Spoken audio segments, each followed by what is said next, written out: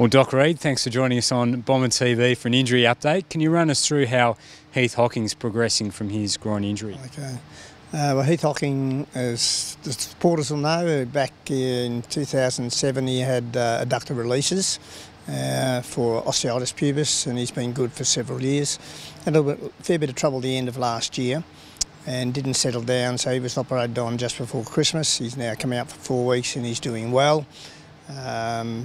But he's still not going to be back in full training until mid-February. Okay, so what's he doing? Maybe end of February.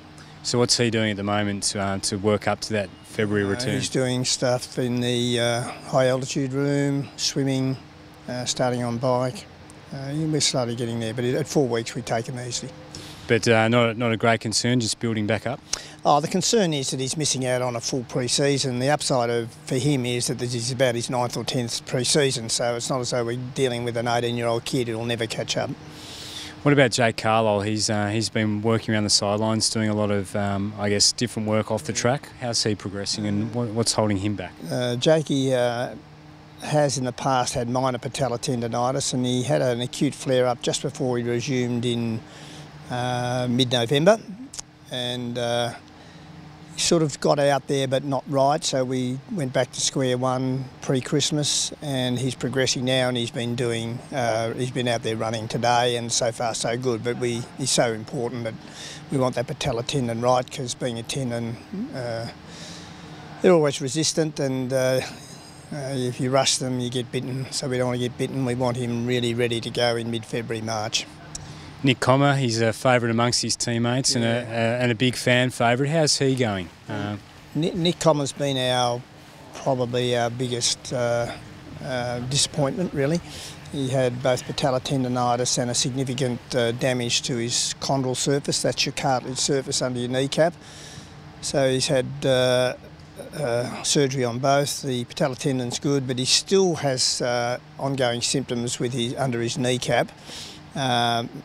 The progression is forward, so he's running on the Alter G, but he's still not totally pain-free. So after having a disastrous year, we're going to take our time, but at the moment I wouldn't expect him back in the full group, full training before March. So he's our most concerning injury, really, because of the duration. There's been a couple of big men on the sidelines, Jonathan Giles and Tom Bell-Chambers, but they're both back out training, which is a really good sign. Well, Tommy's been terrific. As everyone knows, he had a very major injury to his ankle where he ruptured ligaments on both sides and damaged his surface, and then had another clean-up at the end of the year because he was never really over 85% last year. And now he's really basically doing full training and is pain-free. So fingers crossed, we should see Tommy at his best this year, which we need. And Jonathan Giles? Well, Jonathan Giles doing fine. He's just had a hamstring strain right at the end, just before Christmas, but with a gap he followed his program, and he's once again just full training, so he's fine. That's probably about it. David Myers is fine. He had a mildly sore foot. All his scans are normal and he's back in. And I guess some really pleasing signs. Two boys who didn't play any footy last year, Will Hams and Alex Brown, are both back and looking quite fit. Well, Will Hams is really good, and he had a operation on his bursa and hip last year, and he's basically raring to go.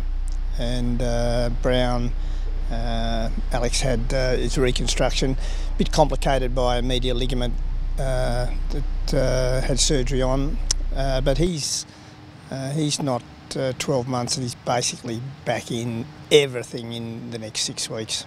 And you'd be rushing him to get him out of that consulting room, wouldn't you? He's a bit of a pest. He's a serial pest, Alex, yes. I don't want to see him all year. Thanks for the update, Reedy. Thanks, mate.